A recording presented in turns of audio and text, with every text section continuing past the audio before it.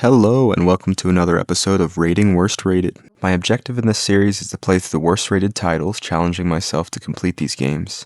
I will be giving my own ratings, reviews, and highlights. Let's begin. In today's episode, I will be covering Unknown 9 Awakening.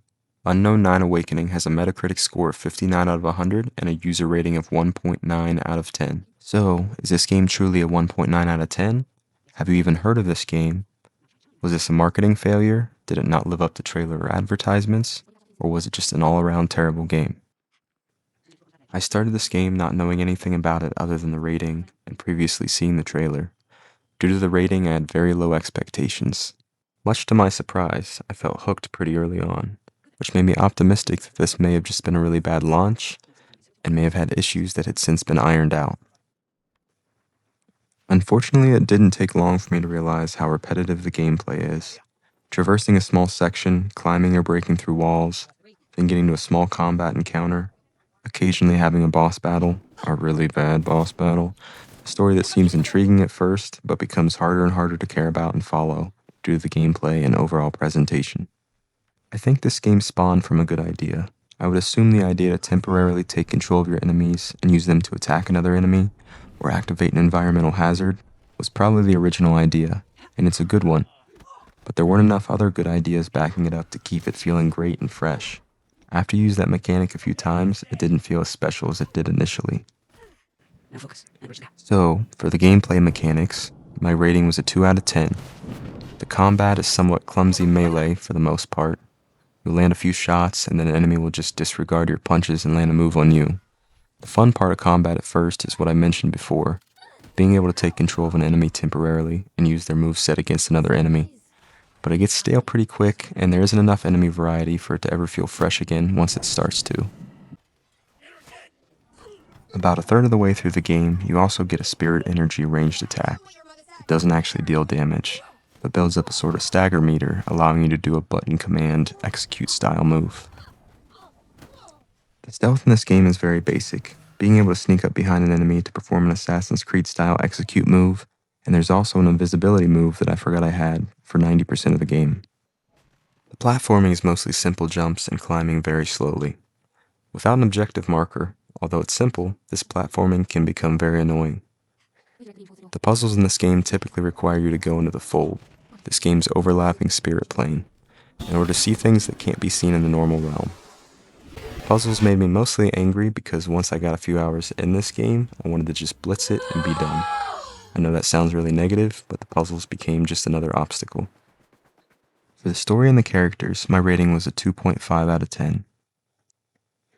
At first I was really enjoying the story. It seemed fresh but also direct, pointing towards being a revenge story. However, then the story evolved into the main antagonist wanting your character's amulet, which he didn't get.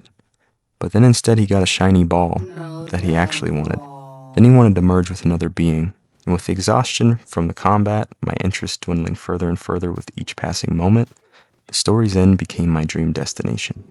For the characters, I wouldn't say I disliked them, but I also didn't really have any sort of attachment to them.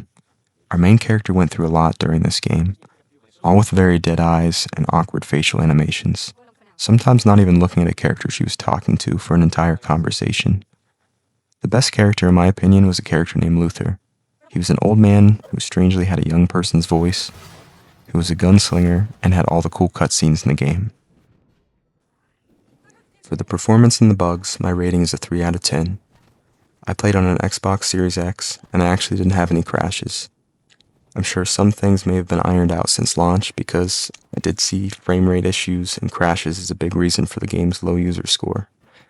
There were some bugs where enemies wouldn't know how to go down steps and would just stop advancing towards you, kind of like my previous episode with the Walking Dead Destinies. But for the most part, what really hurt the performance for me was just the lack of polish. The game felt clunky and unfinished, and as I mentioned in the previous section, the facial animations definitely felt off. There was one 10 in this game, and let's talk about this. It was the amount of hours it took to beat the story. I felt like I saw everything being offered in about 2 hours, if I round up a little bit, so I'm putting that as a 2 out of 10. With this game, I feel like there really was only two good things, the enemy controlling mechanic and the deep fold area. The deep fold area had a really nice design as you moved through it. The camera would rotate and your path ahead would twist, defying gravity. Also, if you stop moving, poop bubbles build up beside you. So overall, is this game really a 1.9 out of 10? My rating is going to be a little higher, but if this was launch with major game-breaking performance issues, I could see the reason for that user score. Also, without really checking, to be honest with you, this game could have benefited from some more marketing. I'm always keeping an eye out for upcoming games, and I had barely seen anything on it prior to its release. But without further ado, my overall ranking, I had a 2 out of 10 for the gameplay mechanics, a 2.5 out of 10 for the story and characters, a 3 out of 10 for performance and bugs, and a 2 out of 10 for giving me about 2 hours of enjoyment out of 10. Rounding it up a little for a poopy score of 2.4 out of 10. Now all that's left is the terrible final boss. I'm not going to be showing the full fight because it was around 15 minutes. If you made it this far into the video, I just wanted to say thank you for watching.